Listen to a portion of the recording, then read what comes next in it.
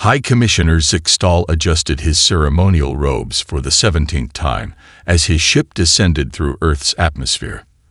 The massive crystalline vessel, designed to inspire awe and reverence, cast rainbow reflections across New York's skyline.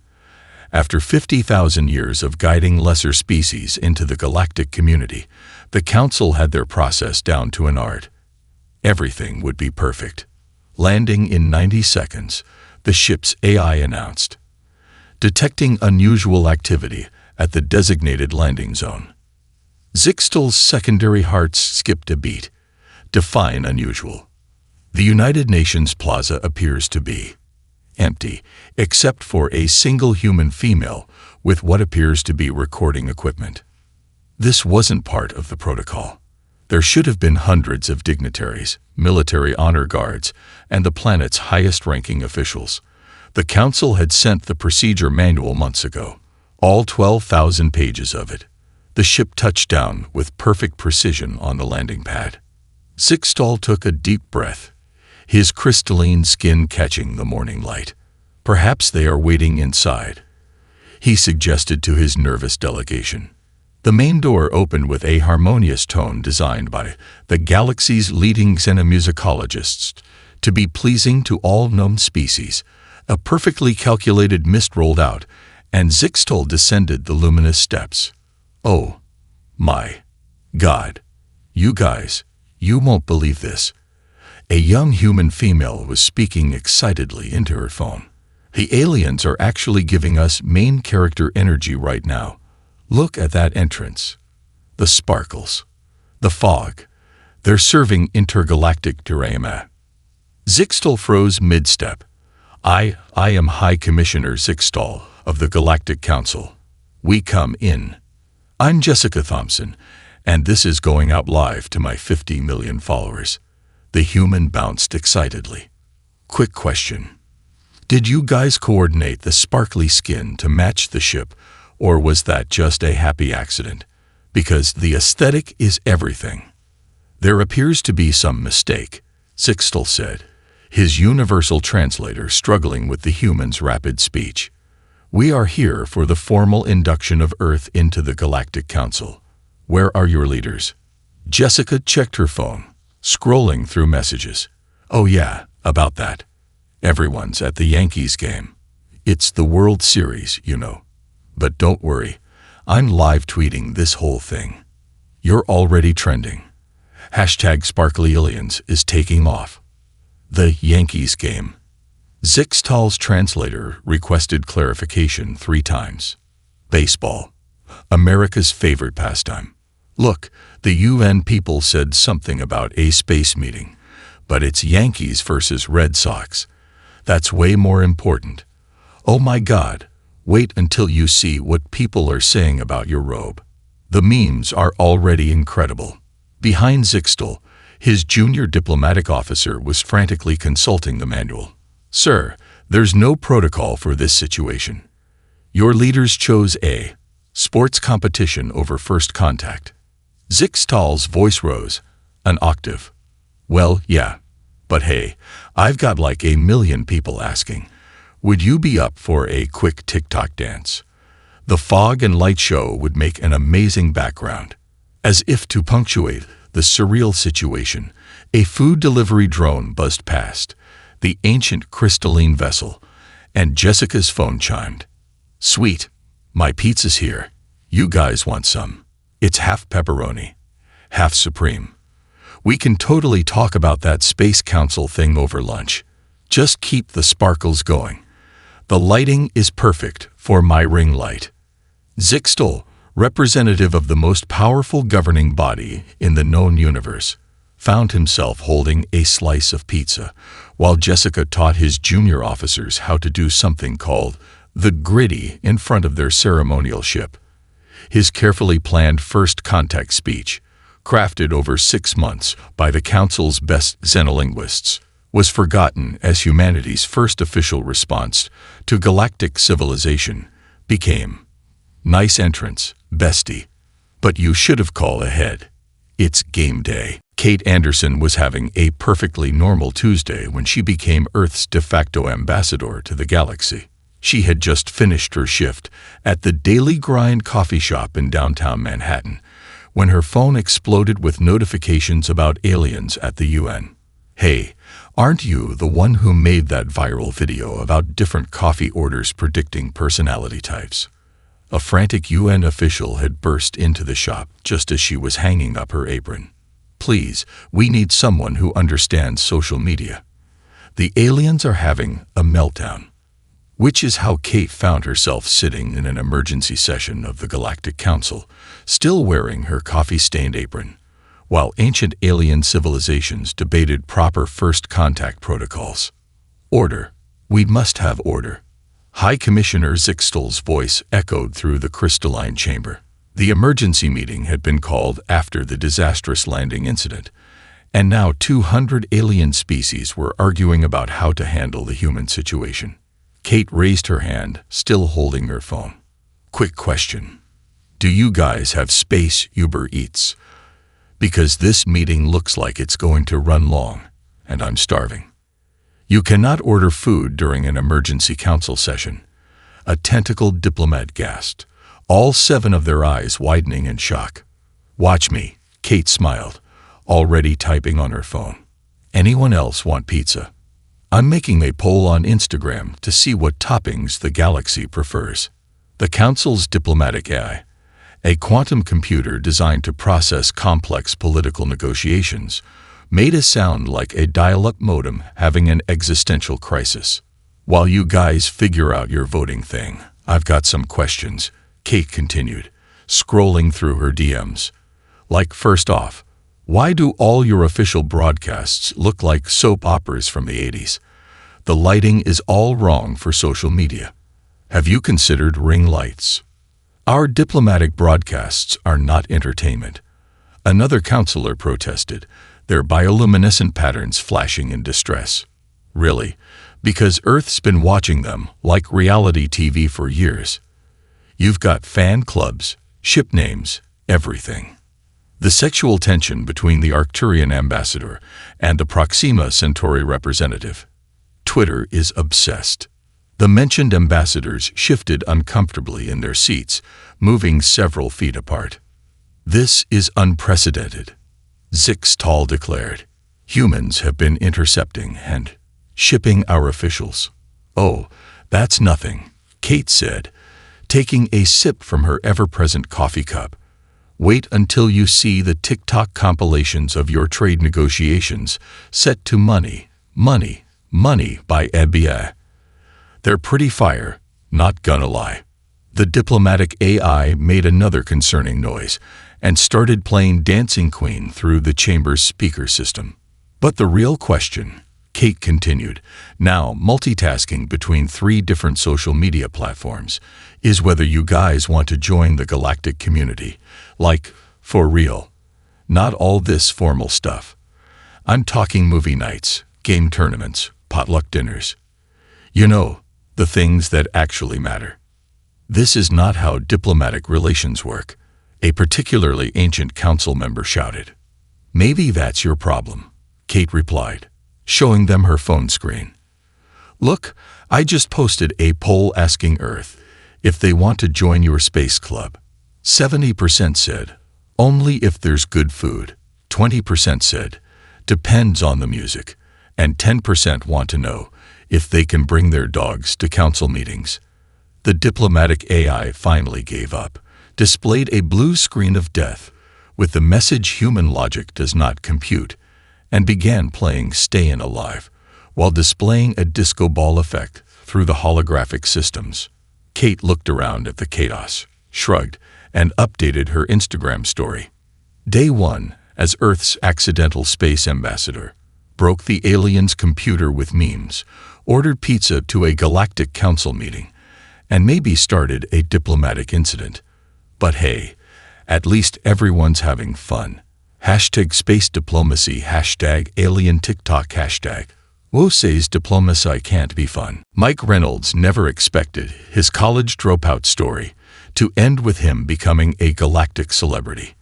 But here he was, broadcasting The Space Dude Show, from his mom's basement in New Jersey, with an audience that now included 13 different alien species. Yo, what's up, universe? Mike adjusted his backwards baseball cap and grinned at his camera. Today we're gonna react to the latest Galactic Council meeting, where they spent 6 hours debating the proper protocol for handshakes. Spoiler alert, it's hilarious. His setup was far from professional. Just a gaming chair, some LED strips his sister had given him for Christmas, and a green screen with a poorly photoshopped space background.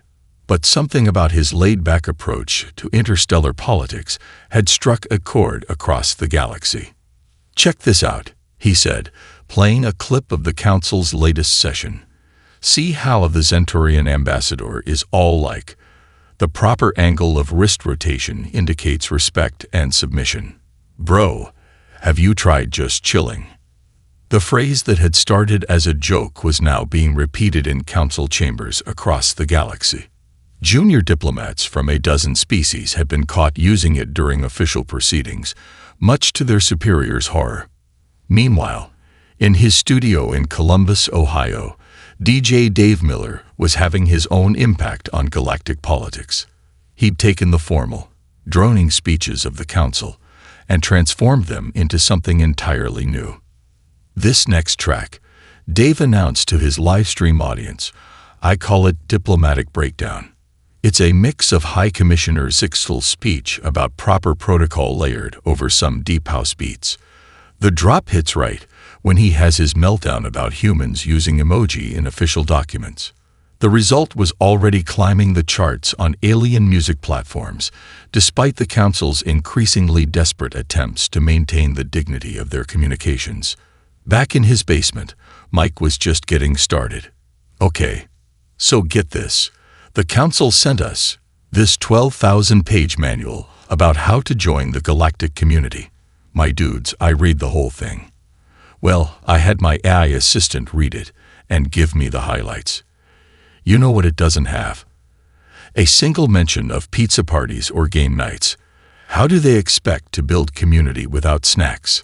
His chat exploded with alien viewers asking what a pizza party was, while others demanded to know more about this revolutionary concept of game night.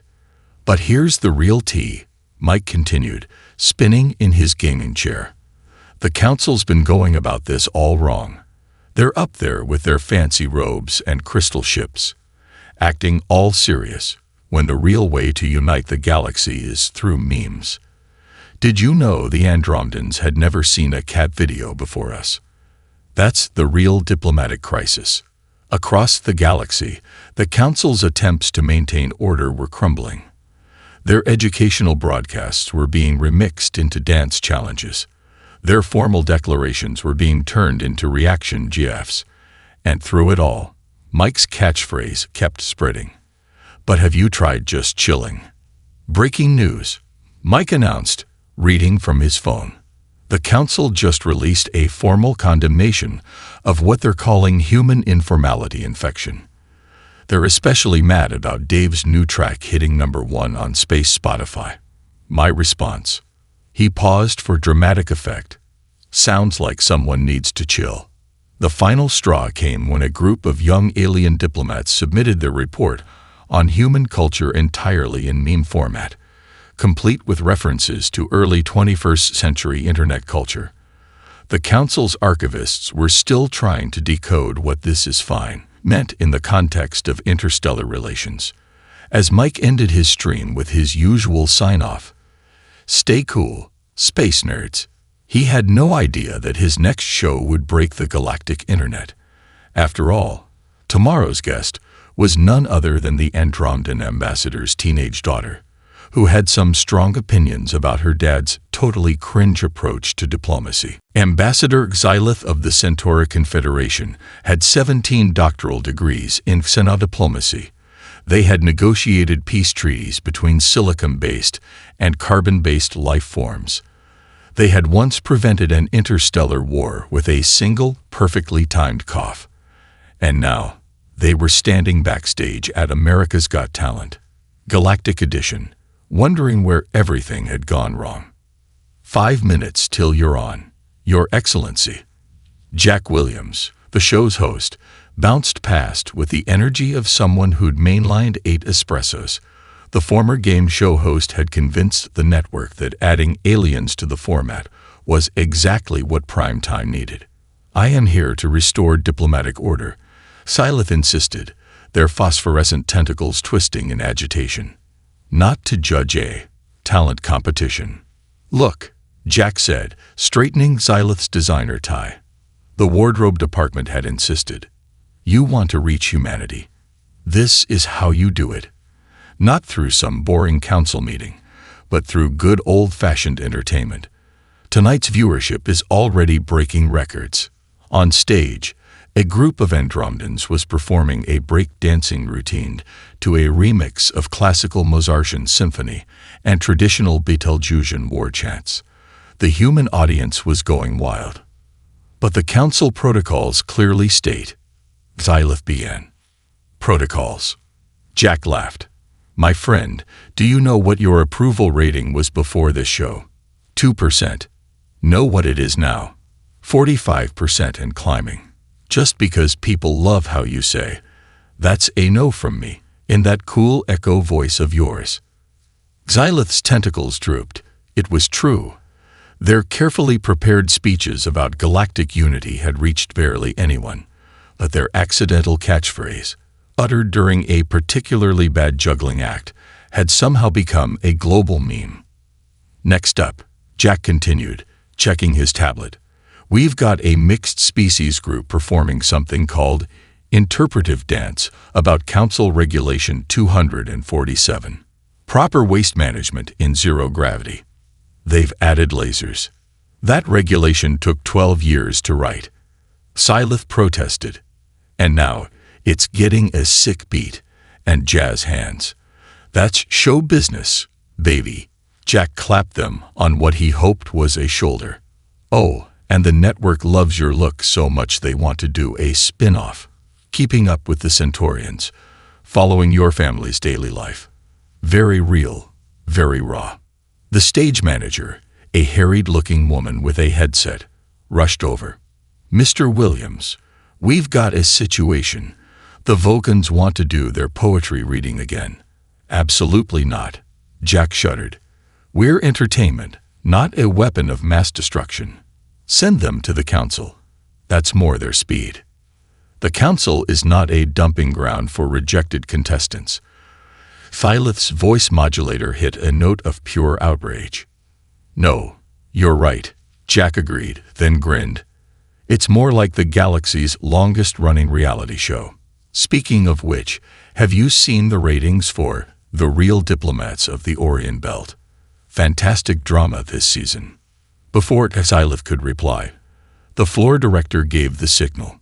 Jack straightened his tie and bounded onto stage. His game show host smiled dazzling under the lights. Ladies, gentlemen, and beings of all dimensional planes, welcome back to the most spectacular show in the galaxy. Tonight, we're making history, or as our temporal contestants would say, we're making the future, the past, and several alternate presents. The audience roared.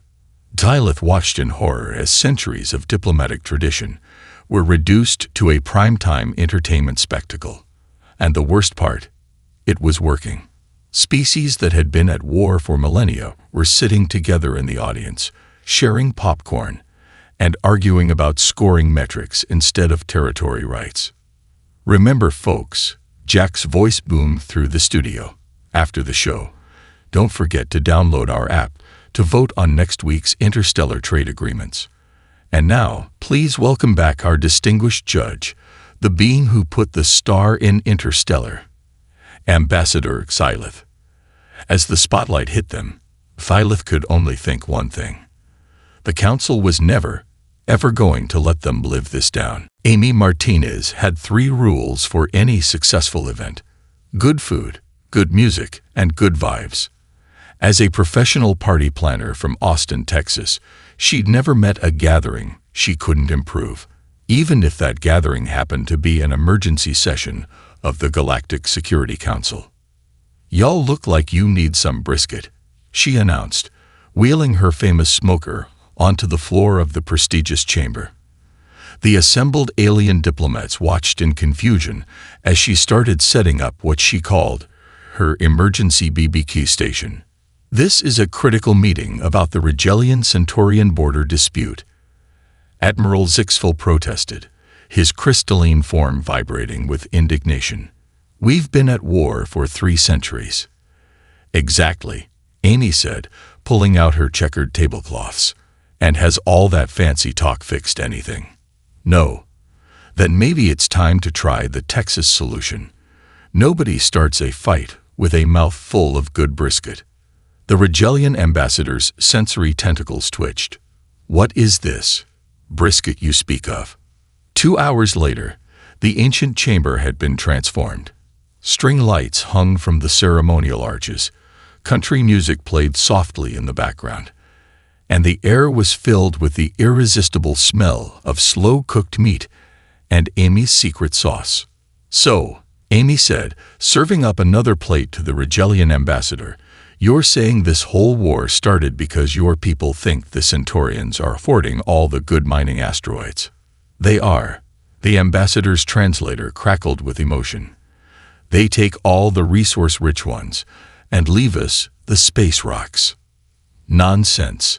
The Centaurian delegate waved all 4 arms in protest, then paused to lick BBQ sauce off them. "We simply have better mining technology. Also, this sauce is remarkable." "Thanks, sugar. It's my grandma's recipe," Amy winked. "You know what? While both have problems we could fix right here. The Centaurians have great tech, but need more asteroids. The Regelians have access to more asteroids than they can mine. Sounds to me like we need a partnership, not a war." Both ambassadors paused, their mouths full of brisket. Through the translation matrix, you could almost hear the gears turning.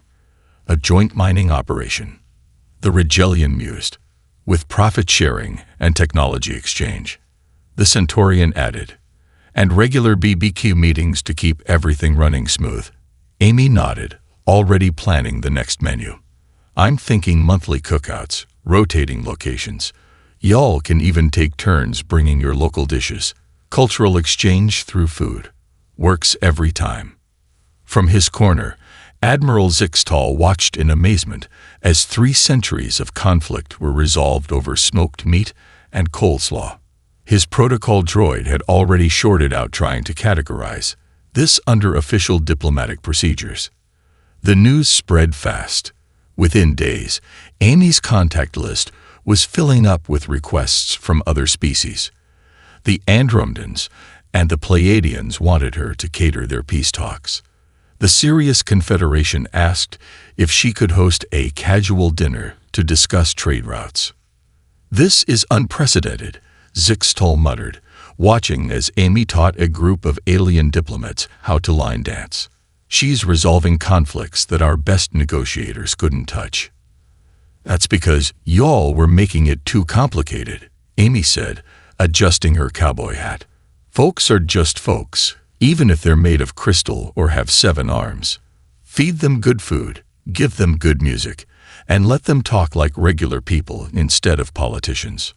The protocol droid sparked again. But the regulations. "Sugar," Amy patted its metal casing. "Sometimes the best protocol is no protocol. Now, who wants to learn the Cotton Eye Joe? Come on, Admiral Zixtal. I know that crystal body can move."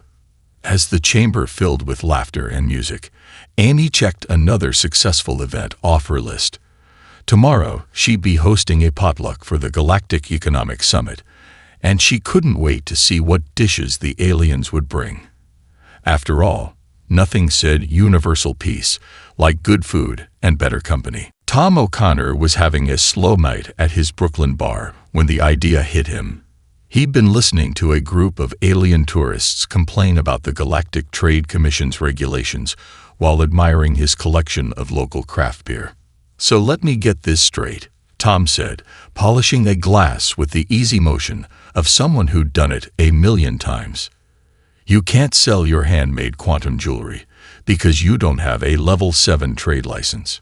The Aldebaranian artisan, their crystal-like form glinting under the bar's Edison bowls, wiggled their light tendrils in frustration. 17 years of paperwork just to sell a few necklaces. The commission says it's to maintain standards. Tom pulled out his phone. That's ridiculous. Here, look at this app called Etsy. It's how Earth artists sell their stuff. Why don't we make something like that for space? The next morning, nursing a slight hangover, Tom created Startsea, a platform for interstellar artisans to sell their crafts directly to customers across the galaxy. He'd expected maybe a few dozen listings. By lunchtime, the site had crashed 3 times from the traffic. This is completely illegal. The Trade Commission's representative sputtered during an emergency broadcast. All interstellar commerce must go through proper channels. Tom, still tending bar, and now running the fastest-growing marketplace in the galaxy, just shrugged. People want cool space stuff. Artists want to sell cool space stuff. I'm just helping them meet up. Meanwhile, retired history teacher Barbara Wilson had turned her Sunday potluck tradition into something unprecedented. Her modest home in suburban Ohio had become the most popular diplomatic salon in the galaxy. "Now, Ambassador Zixtal," Barbara said, passing him a plate of her famous tumic casserole, "I know you're worried about the trading free-for-all, but have you tried any of these handmade items? My new throw pillows were made by a lovely Betelgeusian family. They weave anti-gravity right into the fabric." The ambassador's crystalline form dimmed in distress. "But the regulations were written before we had space internet," Barbara finished, adding an extra scoop of casserole to his plate. "Times change, dear. Did you know that nice Proximan couple down the street is teaching alien children Earth dad jokes in exchange for language lessons? The kids love it." Back at his bar, Tom was dealing with his own diplomatic crisis. The Galactic Trade Commission had sent their top negotiator, who was currently trying to look intimidating while sipping a craft IPA. "Your platform has facilitated over 10 million unauthorized transactions," the negotiator said, checking their notes. "Though I must admit, this beer is quite remarkable." "Want to meet the brewer?" Tom asked. "She's actually trading her recipe with some guys from Andromeda. They're making something called Quantum Lager. Should be ready next week." The negotiator's professional demeanor cracked slightly. "Really? I mean, that's not the point. The point is that people are happy." Tom started setting up for the evening rush. That artists can make a living. That species who've never talked before are becoming friends over handmade scarves and local drinks. Across the galaxy, the formal trade networks were in chaos. Humans had introduced concepts like yard sales, swap meets, and farmers' markets to alien cultures. The Commission's careful regulations were being replaced by star system-wide, buy-nothing groups and space marketplace forums. Barbara's Sunday potlucks had spawned thousands of copycats. Every weekend, millions of aliens and humans gathered in homes across the galaxy, sharing food and stories. More trade deals were now negotiated over casseroles than in official chambers. "Face it," Tom told the negotiator, who was now on their 3rd IPA, and browsing Startsea for handmade quantum art. "You can either fight it or join it. But people are going to keep trading, making friends, and building something new. That's just how we do things on Earth."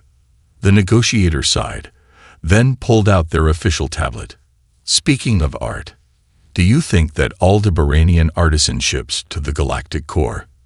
Their quantum jewelry would look perfect with my formal robes." Ryan Cooper had organized some wild parties during his fraternity days at Ohio State, but this one was about to make history. Standing on the main stage of what he dubbed Woodstock, Space Edition, he watched as ships from across the galaxy filled the sky above the Nevada desert.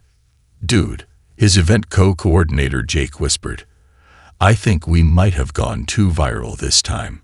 The festival's original capacity was set for 100,000 attendees. The current number of RSVPs had just passed 3 billion, with ships still arriving through hyperspace. No such thing as too viral, Ryan grinned, adjusting his neon sunglasses. Besides, the Andromedans are bringing their quantum light show. And the Syrians have this thing called gravity bass. It's gonna be epic. The Galactic Council's emergency response team materialized next to the sound booth, led by an increasingly frazzled Admiral Zixtal. This event has no permits, no security protocols, no diplomatic oversight. Yeah, that's kind of the point, Ryan said, high-fiving a passing Pleiadian. It's a free universe festival. Everyone's welcome. No rules except don't be a buzzkill. But, the Admiral's crystalline form was practically vibrating with stress. You can't just invite half the galaxy to a party. Watch me, Ryan laughed, then grabbed the microphone. What's up, universe? Who's ready to make some interstellar history? The roar from the crowd was loud enough to register on seismic monitors 3 states away. Species that had never met were setting up camp together, sharing space snacks and trading festival fashion tips. A group of teenage Arcturians had started a dance circle with some college students from Michigan, creating a new dance style that would later be named quantum break dancing. This is a diplomatic nightmare, one of Zixtal's aides muttered, watching as a solemn Vulcan priestess learned to do the Macarena. Nah, Ryan said, this is diplomacy done right. Look over there. He pointed to where the Regelian and Centaurian delegations, historical enemies, were sharing a massive pizza and arguing about whether pineapple belonged on it. Nearby, a Betelgeusian war choir had joined forces with a human heavy metal band, creating a sound that somehow united quantum harmonics with power chords. The Council has spent centuries trying to get species to cooperate, Ryan explained, pulling out his phone to show the latest social media updates. We did it in 3 days with good music and better vibes. The festival had become a trending topic across every communication network in the known universe. #SpaceWoodstock was breaking all records, with live streams being watched by trillions of beings across multiple dimensions. But there are protocols. Zixtal weakly protested, even as his foot began tapping to the quantum-enhanced beat. The only protocol here is having a good time, Ryan said, then paused as his phone buzzed. Oh man, you're not gonna believe this. The Andromedans just challenged the Orion cluster to a dance-off. The festival had taken on a life of its own. Impromptu stages popped up everywhere, featuring everything from classical Earth jazz, fused with alien harmonic feels, to something the teenagers were calling multidimensional dubstep. Even the emergency response team had given up on containing the situation. Their junior officers were already in the crowd, teaching alien youth about the time-honored Earth tradition of stage diving. Face it, Ryan told the Admiral, offering him a glow stick. Sometimes the best way to unite the galaxy isn't through fancy meetings or trade deals. Sometimes you just need to get everyone together and let the music do its thing. As if to prove his point, the quantum light show began, transforming the desert sky into a canvas of colors that existed in dimensions humans had never seen before. The crowd's collective gasp of wonder needed no translation. Besides, Ryan added with a wink, would you rather they meet like this, or keep fighting wars?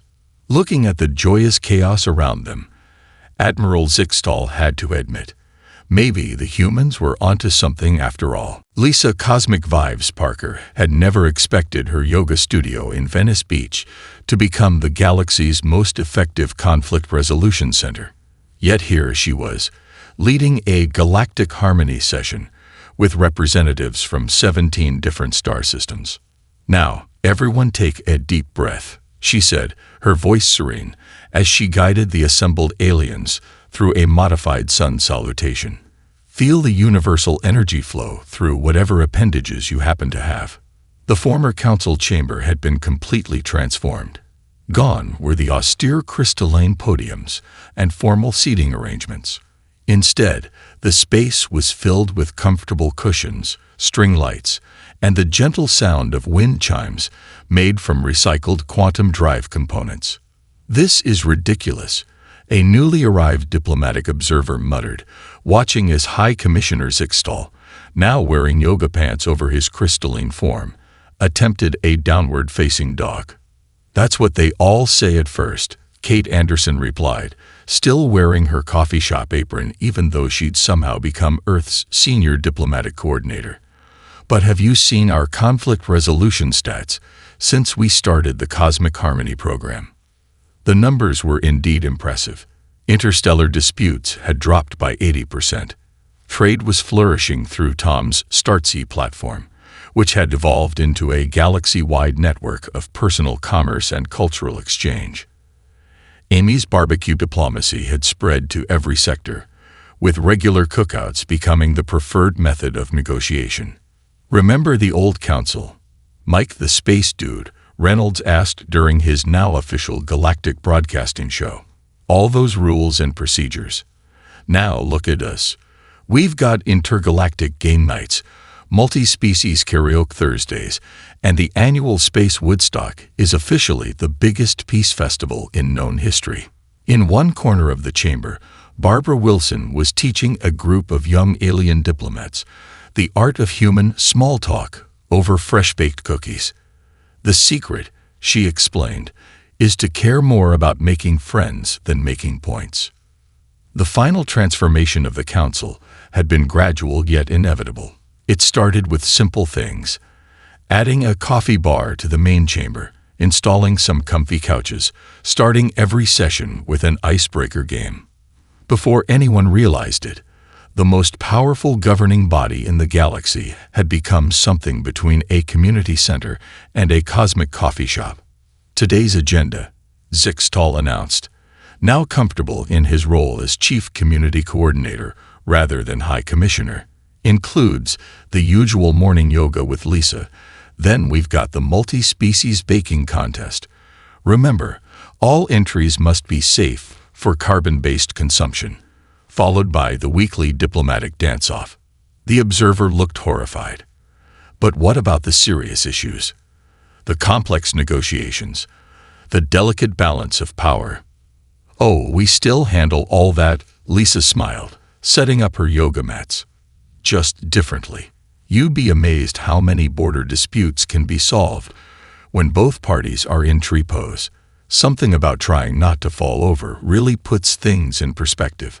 Ryan Cooper, fresh from organizing another successful Space Woodstock, had set up a gaming corner where representatives could settle minor disputes through Mario Kart tournaments. "It's way better than war," he explained, "though the Andromedans are suspiciously good at Rainbow Road." As the morning's activities began, the chamber filled with the sound of laughter, conversation, and the occasional off-key alien attempt at karaoke. The observer watched in amazement as species that had once been mortal enemies now shared recipes and swapped stories like old friends. "I still don't understand how this works," they admitted to Kate. She handed them a cup of coffee and a fresh blueberry muffin. "That's the thing about humans. We never really understood how the old way was supposed to work. So we just did what came naturally. Made friends, shared food, had fun, and figured the rest would sort itself out." Looking around the thriving, chaotic, wonderfully human space that the council had become, it was hard to argue with the results.